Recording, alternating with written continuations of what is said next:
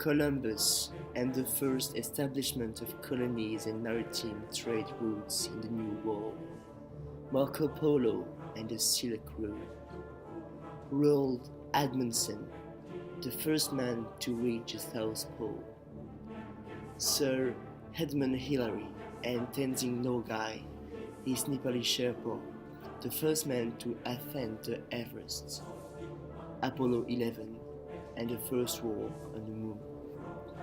What did those men have in common? A strong willingness to explore virgin territories, or to escape from the restrictive human existences, a deep desire to save the humanity, or just a need of wild journeys. Most of the time, a compound of all of these features is necessary to forge the accomplishment of a prowess. Prowesses remain human in our mind through the historical legacy that those explorers would have led to the future generations. Generations who will, thanks to these people, who have significantly shaped the world, try in turn to overcome the fears of the unknown. The statement who says that our evolution mainly relies on curiousness, or desire to broaden our knowledges, or influences, or control over our surroundings, is for some unquestionable. But I would rather summarize our evolution in three words. People screaming out more and more, 'cause I create the feeling that since the emergence of a sign of reflection, our species has always been seeking for more. Enough has never been enough for us. The human being's aspirations to exceed the natural boundaries has brought them to edges of scientific breakthrough and social revolution. And I would say that social revolution is sometimes understood in a really frightening way. But people need to realize that we are currently and maybe constantly living a social revolution.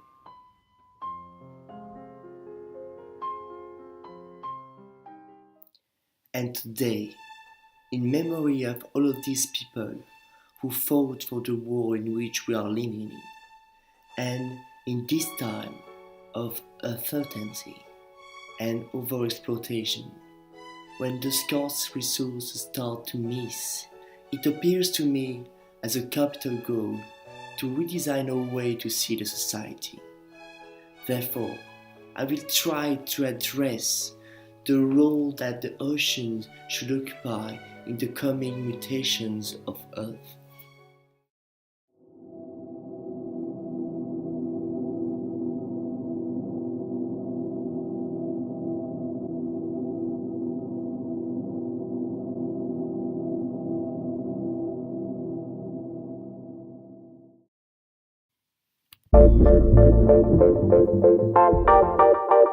The human race is an enigma.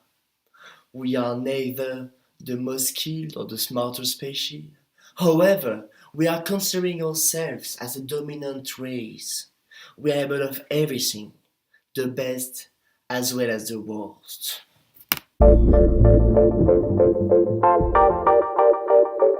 The world society is obviously characterized by important divergences and differences, which makes its diversity in terms of beliefs, appearances, social interactions. Our capacity to construct and destruct, understand the misunderstood, and imposing a control over someone else, feel emotion through our consciousness, and being the quiet witness of the misfortune of 1/3 of the world population. We are constantly facing conflicts of interest in any possible domains, political, ideological, economical, social, and we try the best as we can to solve it all according to the positions that we represent. However, for one, we have conceived the issue as unavoidable, the conflict between economic growth and the preservation of the nature seems to be actually insoluble. There is a solution. The biomimetics, who can be defined as inspire your work from the nature for a sustainable development, It's basically the science who analyzes the natural processes, models, and structures to reapply them to another practical situation. If this concept is still vague in your mind, let's imagine this. If you would have always been living in a ubiquitous library without knowing it for generations, and each time we were cold, we used to burn some books to warm us up, and finally one day we wake up while understanding the other potential of it. We try to take the books back from the fire, and we see inside of them new schemes and technologies, unknown medicines, and even innovative structures of social organization.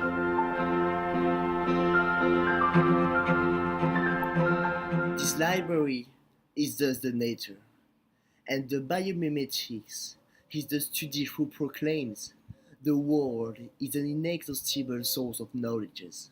Read these books instead of burning them. Therefore, if we explore the nature in terms of learnings rather than for its natural resources, we would have much more to gain from all points of view. This economy of the knowledges has two capital advantages that the economy of the market of the money does not. Above all, knowledges change all the entire actual equation because it is infinite, which is strongly contrasting to the scarce natural resources.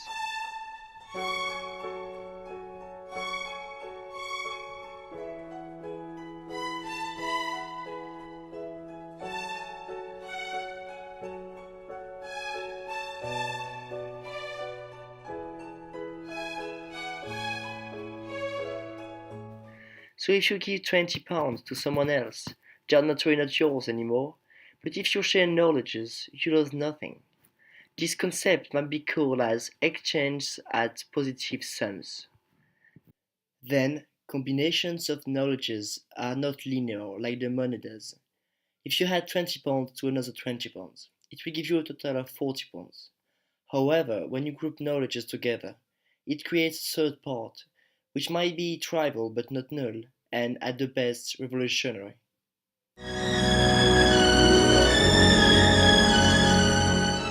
Revolutionary? The biomimetics will bring in the future a succession of revolutions who will without doubt completely change the face of the contemporary world. The arrival of this new science will be a social and environmental revolution before being an economic one.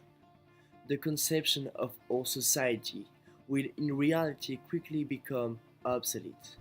One of the most relevant examples of this metamorphosis might be seen in the ideas of a young, talented, and creative Belgian architect, Vincent Calbot, who works on the conception of eco-responsible futurist cities.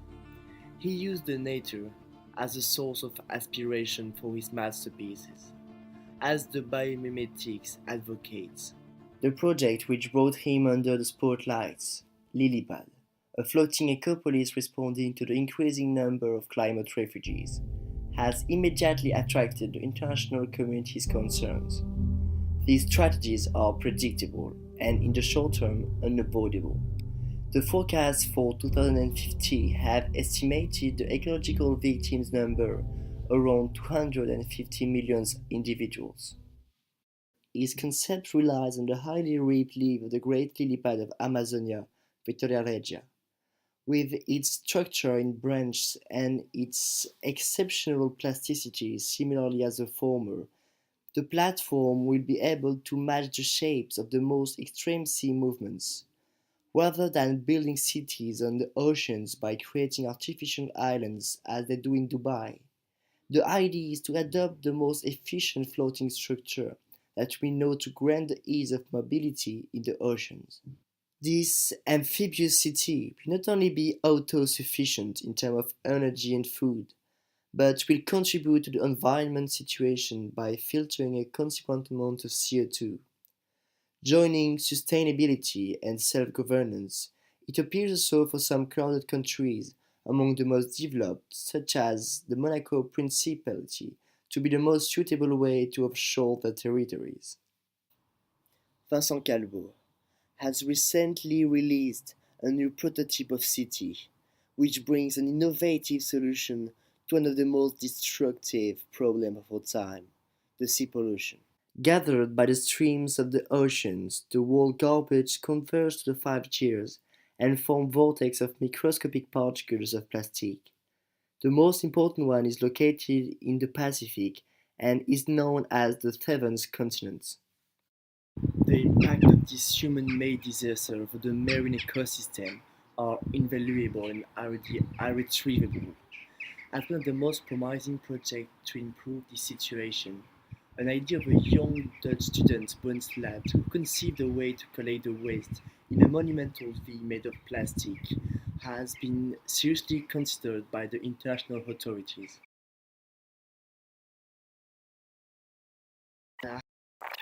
V made of plastic.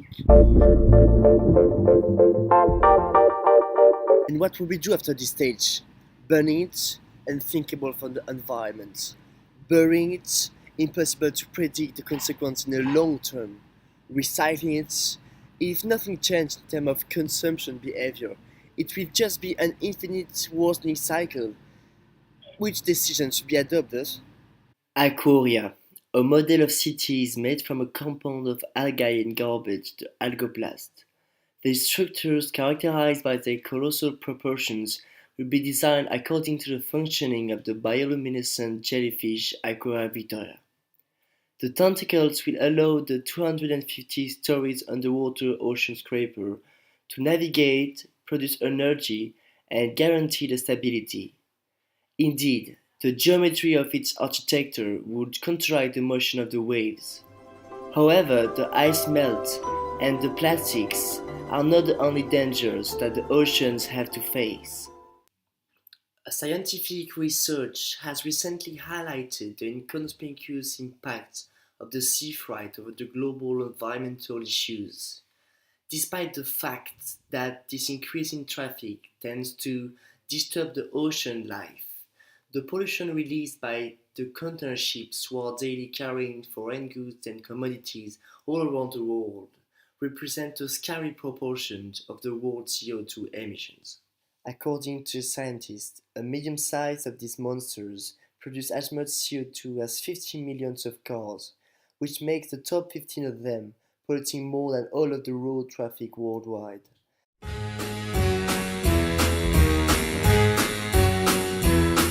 Hit the road, Jack. Don't you come back no more, no more, no more, no more. Hit the road, Jack. And don't you come back no more. What you say? Hit the road, Jack. And don't you come back no more, no more, no more. The number is estimated at more than 15,000 and it's still growing. Therefore, our economy abusively relying on this transport system has an urgent need of drastic and innovatory measures. This rethinking of the actual model will ring the knell of the uncontrolled globalization. The preservation of our natural ecosystem is priceless. It should never be in any way a reason to argue about. Nowadays, two solutions are conceivable. Either a fundamental change on the machinery of the container ships by establishing such a consequent pollution tax that it would be less expensive over time to do so, or a revolutionary international common agreement for the absolute avoidance of these traffics by redesigning our actual industrial production process, which means that henceforth, instead of constantly delocalizing the industries where the labor force is the cheapest, regardless of the distance, we will have centers of production in each continent. As a result of what, the sea freight will become unnecessary. This system does not block the brands to grow worldwide. In the opposite, it should benefit to a large scale of the population in relaunching the jobs creations in the developed countries, and it will permit to the traditional craft work in the developing countries to revive or at least survive.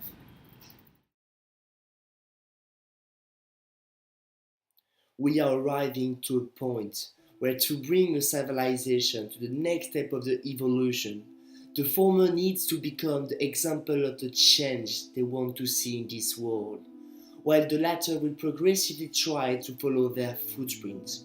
We are the products of our acts. If we are destroying our home, how do we still tolerate to look in the mirror? The life on Earth raised from the oceans, the water being the source of all living. However, we have polluted so much that if we would be living a marine life, we would be dying, threatened by the extinction. The ocean life is more precious than you would have firstly thought. And I can only sadly notice that even if the ocean contributes to the half of the CO2 absorption and represents an infinite source of knowledges, we are still underestimating the impact, the catastrophic impact that our consumption patterns have on our planet. Yeah. Hey,